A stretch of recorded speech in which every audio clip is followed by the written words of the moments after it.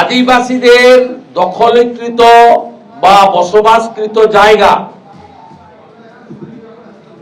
এই এলাকার বাইরের লোক যারা পাট্টা পাওয়ার উপযুক্ত নয় তাদেরকে পাট্টা দিয়ে দেওয়া হলো ব্যাপকভাবে। তাহলে রিক্রুটমেন্ট স্ক্যাম, রিফ্রিজারেশনের পরে, রেস্ট্রিকশনের পরে জমি বিক্রি করে তাদেরকে চাকরি পাইয়ে দেওয়ার স্ক্যাম। প্রথমটা 26, পরেরটা 53।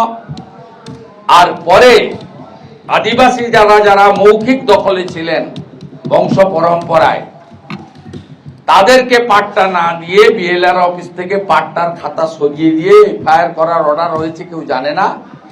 সে ল্যান্ড স্ক্যাম, রিক্রুটমেন্ট স্ক্যাম এবং ল্যান্ড স্ক্যাম সবটাই তৃণমূল কংগ্রেস করেছে with the help of police. Leadership দিয়েছে বিধান রায়। আর তৃণমূলের এখানে একজন ব্রোকারকে মমতা ব্যানার্জি ছেড়ে রেখেছে আন্দোলনকে বিভাজিত করার জন্য, সামিরুল বলে। তিনি এই সমস্ত করাপশন করছেন। মমতা বন্দ্যোপাধ্যায় যেমন আগে অনুব্রত মণ্ডলের মাথায় হাত রাখতেন, প্রশাসনিক সভায় থাকতেন, ঠিক এখন দৌচা পাচামিতেও লোকাল কন্ট্রোলার হয়েছেন সামিরুল। তিনি যা বলবেন বিধান রায়কে করতে হবে। আর বিধান রায়কে উপর থেকে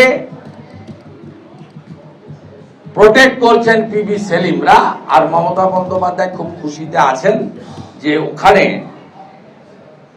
সমস্ত তার যা পরিকল্পনা, নির্বাচন আসছে, তার ভোটের টাকা সংগ্রহ এবং রাজ্য সরকার ভিখারি পাথর বেচে রাজস্ব সংগ্রহ, দুটো কাজ করা।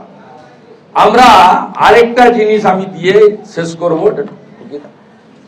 আমাদের কপিটা তুমি লাস্টে ভাই দিয়ে দেবে, কৃষ্ণ হেল্প করে দেবে কপি। আমি লাস্টে আরেকটা আপনাদের দেখাবো। আমাদের আদিবাসীরা প্রকৃতি প্রেমিক, প্রকৃতিকে তারা পুজো করে।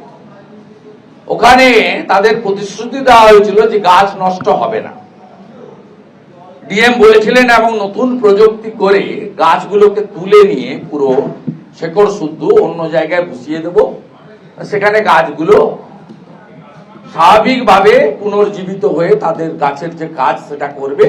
এটা পরিবেশের ক্ষেত্রেও যেমন আমাদের পরিবেশের গাইডলাইনের মধ্যেও পড়ে, সাথে সাথে বিশেষ করে আদিবাসীরা তারা জমি এবং জঙ্গল রক্ষা করার জন্য তাদের বিরাট অবদান রয়েছে গোটা দেশব্যাপী। এখানেও তারা অরণ্য রক্ষা করার কথা বলেছেন।